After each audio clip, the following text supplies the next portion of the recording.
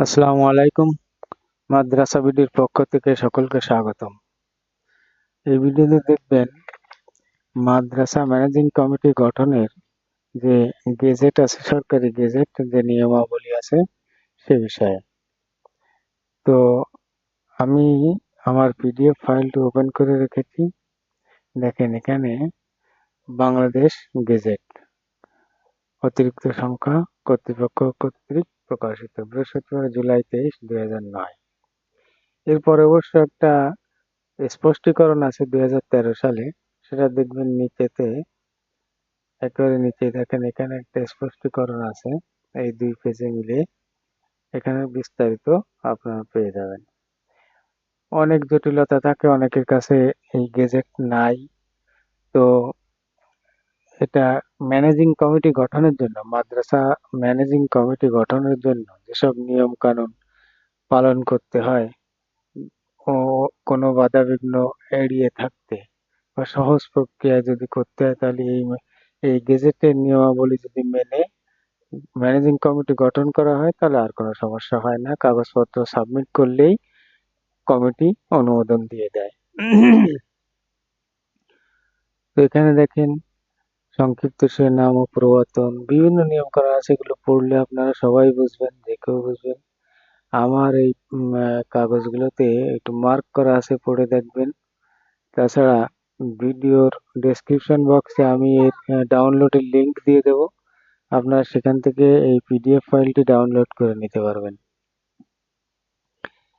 এখানে দেখেন বিভিন্ন নিয়ম, সেইগুলো নিয়ম পালন করতে হয়, এসব পালন করে করে তারপরে কমিটি গঠন করতে হয়। কমিটির নির্বাচন প্রক্রিয়া, ভোটার তালিকা কিভাবে করতে হবে সব এখানে দেওয়া আছে। কি কি শর্ত আপনাকে পালন করতে হবে, কি কি শর্ত পূরণ করতে হবে, সব ডিটেলস পেয়ে যাবেন এটা।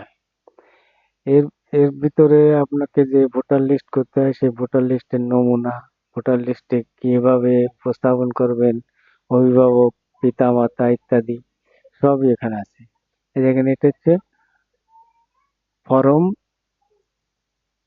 1, এটা হচ্ছে তফসিল, এই যে খসড়া/চূড়ান্ত ভোটার তালিকা। এখানে আপনার প্রথমে ভোটার নম্বর হবে, অর্থাৎ আপনার যদি প্রথম শ্রেণী থেকে দশম শ্রেণী পর্যন্ত হয় বা আলিম পর্যন্ত হয় বা ফাজিল পর্যন্ত হয়, তাহলে একদম সেখান থেকে প্রথম শ্রেণী থেকেই শুরু করবেন। প্রথমে হবে ভোটারের নাম, অর্থাৎ স্টুডেন্টের অভিভাবক। অভিভাবক হিসাবে পিতা, মাতা অথবা অন্য কেউ অভিভাবক হতে পারে। তো প্রথমে ভোটার নম্বর, নম্বর হবে 1 থেকে শুরু করে স্টুডেন্টদের নম্বরগুলো সব 1, 2, 3, 4 এরকম ক্রম অনুসারে হতে থাকবে যত স্টুডেন্ট হোক। তারপরে ভোটারের নাম হিসেবে ভোটারের অভিভাবক যিনি থাকবেন তিনি হবেন ভোটার। অভিভাবক ভোটারের ক্ষেত্রে শিক্ষার্থীর নাম। এবার হবে শিক্ষার্থীর নাম, যে শিক্ষার্থী আপনার সেই শিক্ষার্থীর নাম হবে এখানে, আর ভোটারের নাম হবে এখানে। শিক্ষার্থীর শ্রেণী, শিক্ষার্থীর রোল নাম্বার, শ্রেণী শাখা যদি থাকে তবে ব্যবহার করবেন, আমাদের এখানে নাই যদিও। তো এগুলো এইভাবে ভোটার তালিকা করবেন। ভোটার তালিকা এইভাবে করার পরে তারপরে আপনার এর নিচে আছে ভোটার তালিকা। আপনার যত স্টুডেন্ট আছে ভোটার অতগুলোই হবে। সেভাবে আপনারা এরকম কাগজ ওয়ার্ড ফাইলে তৈরি করে তারপরে ব্যবহার করতে পারবেন। এটা এই হুবহু যে নমুনা এখানে দেওয়া আছে এই নমুনা অনুযায়ী কম্পিউটার ওয়ার্ড ফাইল তৈরি করে সেখানে করতে হবে। তারপরে নিচে স্বাক্ষর থাকবে সভাপতি এবং প্রতিষ্ঠান প্রধানের। তারপর দেখেন এখানে আছে আবেদনপত্র। এটা হচ্ছে যারা নির্বাচনে অংশ নেবে, যেসব প্রতিনিধি, শিক্ষক, আপনার অভিভাবক প্রতিনিধি, সংরক্ষিত যতগুলো শ্রেণী আছে সদস্যদের, সেই সব সদস্যদের আবেদন ফরম এটা। নির্বাচনে অংশ নেওয়ার আবেদন ফরম হচ্ছে এটা। এটা হচ্ছে আবেদন ফরম। আর এটা হচ্ছে প্রার্থীর বৈধ তালিকা, অর্থাৎ আবেদনকৃত আবেদনপত্রগুলো যাচাই বাছাই করার পরে যখন বৈধ প্রার্থীর তালিকা করবেন তখন এইটুক এইটা অনুযায়ী করতে হবে। এইটা যেখানে যেরকম আছে এরকম ওয়ার্ড ফাইল তৈরি করে নাম সেভাবে লিখতে হবে। তারপর দেখেন এখানে আছে ব্যালট পেপারের নমুনা, ব্যালট পেপারে এরকম হবে। ওয়ার্ড ফাইলে এইভাবে ব্যালট পেপার তৈরি করবেন। তারপরে আছে ফলাফল বিবরণী, ফলাফল বিবরণী এরকম, এইটা হবে ফলাফল বিবরণী।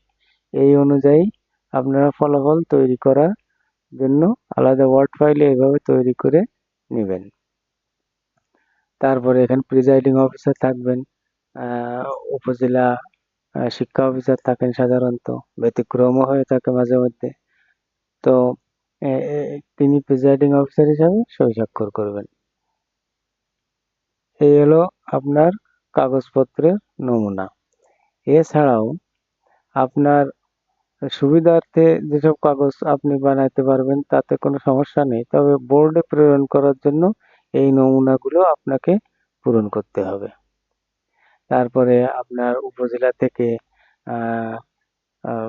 প্রিজাইডিং অফিসার নির্বাচন করে নিতে হবে। তারপরে সেই প্রিজাইডিং অফিসার তফসিল ঘোষণা করবেন। এই বিস্তারিত নিয়ম অবশ্যই ভিতরে আছে। সেই তফসিল অনুযায়ী নির্বাচন হবে, সেই তফসিলের তারিখ অনুযায়ী আপনার আহ আবেদনপত্র গ্রহণ, যাচাই বাছাই, বৈধ তালিকা ইত্যাদি সব ওই তফসিল অনুযায়ী হবে। সেটা যিনি প্রিজাইডিং অফিসার নির্বাচিত হবেন তিনি একটা শিডিউল দিয়ে দেবেন, সেই শিডিউল অনুযায়ী করতে হবে। এরপরে আহ, এরপরে আপনি দেখেন এখানে কিছু সংশোধন আছে, সেটা পড়ে লিখলে বুঝবেন কোথায় কোন শব্দ প্রতিস্থাপন হবে, তার অর্থ কি দাঁড়াবে, এগুলো বিস্তারিত এখানে মাদ্রাস শিক্ষা বোর্ড থেকেই দেওয়া আছে। তো এই ভিডিওটা পিডিএফ ফাইল ডাউনলোড করার জন্য ডেসক্রিপশন বক্স থেকে লিংক পেয়ে যাবেন, ওই লিংকে যেয়ে ডাউনলোড করে নিতে পারবেন। অনেক সমস্যার সমাধান আপনারা এটা যদি মনোযোগ দিয়ে পড়েন এবং দেখেন তাহলে আশা করি মাদ্রাসা ম্যানেজিং কমিটি বা school managing committee, governing body, ad hoc committee এগুলো তৈরি করা আপনাদের জন্য কোনো ব্যাপারই হবে না। অত্যন্ত সহজ কাজ। শুধুমাত্র আমরা নিয়মকানুন না জানার কারণে অনেক ভুলভ্রান্তি হয়ে থাকে, ফলে কাগজপত্র সাবমিট করলে অনেক সময় অ্যাকসেপ্ট হয় না। তো আশা করি ভিডিওটা আপনাদের জন্য একটু হলেও উপকার হবে। আমার চ্যানেলটি ভালো লাগলে একটু লাইক, শেয়ার, সাবস্ক্রাইব করে আমার সাথে থাকবেন। সকলকে ধন্যবাদ। আসসালামু আলাইকুম রহমতুল্লাহ।